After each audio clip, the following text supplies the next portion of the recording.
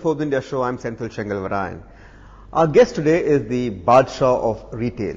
Kishore Biyani has spread his wings beyond the shopping aisles of his Big Bazaar and Pantaloon stores, but he's still got his eyes firmly on the wallet of the Indian consumer as he forays into life insurance, financial services and even telecom.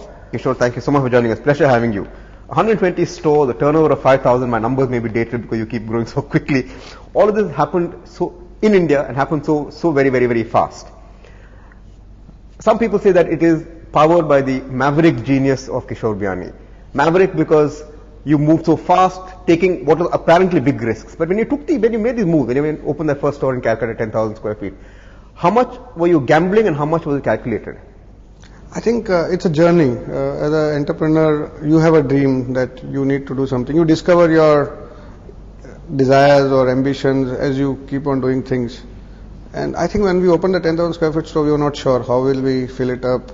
We had something in mind, but we never knew. We were not like today's, when we fund any business, we look at a business plan, we look at everything. I think that was very raw. Okay, so was it a gamble? Was it a pure gamble? I don't think it was a gamble or anything as such. We were sure that it will work. Okay. But there was no science or number calculations behind it, I would say. Okay. There was a gut and there was an instinct that we would make it work. Okay, so it wasn't.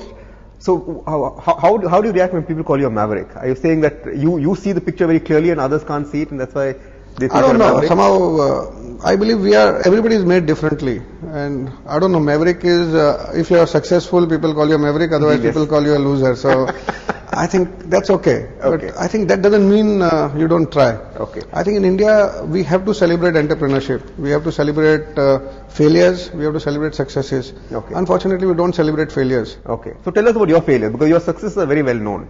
I think we have failed virtually in everything, in a sense, a location, a product, a format. Okay, no, that's when you talk about what you're doing now. But any failure of ideas?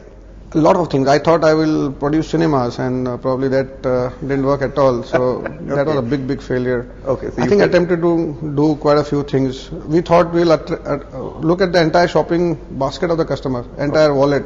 I think that was a too ambitious an attempt. I thought we should now work more on the 60% or the 70% of the market rather than looking at 100% of the market. Sometimes you become too ambitious. Okay. So earlier you had this 360-degree view of the consumer wallet. You're saying now you're not aiming for that. You're aiming at far more. I think we are aiming at food, fashion, and everything to do with their home. So concentrate on few categories, do it well, and become focused in life. I think focus is coming back very strongly now. I mean, since you spoke about films, I was keeping that for the end.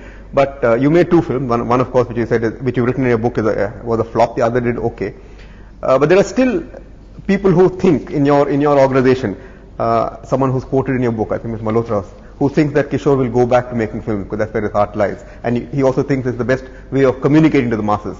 Is that no, I think cinema is a communication medium, is probably a fantastic medium, but being a producer, I think it's a nightmare. Okay. And getting into cinema business, which has a size of 5,500 crores, is too small a business to get in. So the business, it's not a great opportunity, but for creative expression and communication, probably one of the best things. Okay. Because a film which might cost you 10 crores or 15 crores can reach to at least 10 crore of people. Okay. But when you got into making those films, were you being driven by cold logic, or was it just the glamour that... No, I think so not, because I think the logic was very simple. How can we communicate our brands which are intertwined into the story of the movie? So we wanted to promote the brand. Okay. Secondly, we strongly believe today also a salesman job in a retail store is not glorified enough. In the dowry market, he doesn't have a great price. Okay. So unless this sales people or sales associates are not glorified, this job is fantastic, it's glamorous, they won't get great respect in the wedding market. Okay, so you were marketing your product and you're marketing your I think that was the thought then, and that is the thought now also. Okay. See, you say you're no longer interested in the 360, but when you wrote your book, I think I read it again recently, and you said, contrary to conventional logic, the most exciting opportunities lie at the periphery of retail. More recently, in an email to your employees, I think in March, you said that the Indian consumer has evolved, and keeping in step with the evolution, Future Group needs to prepare itself for the next phase of growth. Most importantly, achieve disproportionate growth in businesses by taking leadership positions in certain categories. So where are these categories? Are they in the periphery of retail, or are they bang in the core of retail? I think four categories: food, fashion, we have achieved dominance significantly.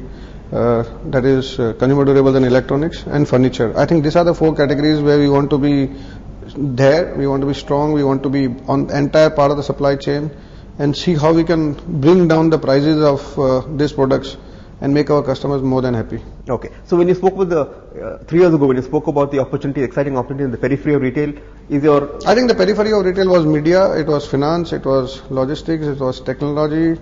We thought we will create these businesses and look at these businesses as an opportunity for growth, as well as other peripheries, is investing into the consumption story and being a part of entire consumption cosmos as such. Okay. So I think we have made our ambitions little smaller and working on more focus. I think this can always come. But what is the main focus right now is going to look at the growth which is already available in these 4 categories, which can be very, very disproportionate. Okay, so now so finance and media are not so important today? Or is it? They are there, but we are not looking at them as a blockbuster business as such. So you're looking at more as aids for your growth? Absolutely. Okay. So let's just take real estate. So I remember when I met you some time back, when maybe 4 or 5 years ago, when you walked into our new office, and you were talking about how you felt that what can really inhibit growth, your growth, was the cost of real estate. Is that still a worry, or have you... I think we have reached a point wherein a developer today understands the retail business, and retail business has understood the cost of real estate development as such. I think we have come a long way. I think everybody realizes now it's going to be a collaborative effort between a developer and a retail player to make it work. And if the property becomes more productive, the returns can be much higher. A retail real estate doesn't work like a commercial or a residential real estate, where the returns are very fast, the working capital involvement is low.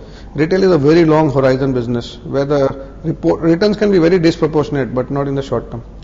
You said that you'd like to be in supply, I mean, in your core business, you'd like to be there throughout.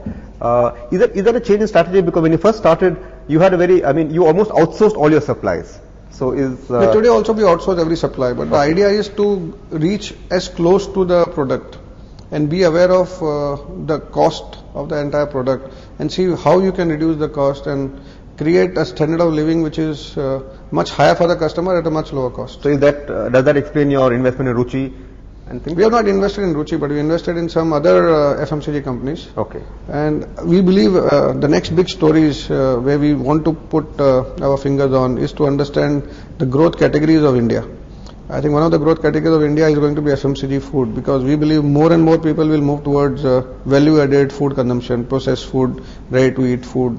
And that's area where we are very excited to be present in some form. We should take a break at this point in time. We'll come back and continue this fascinating conversation with Kishore Biyani right after this break.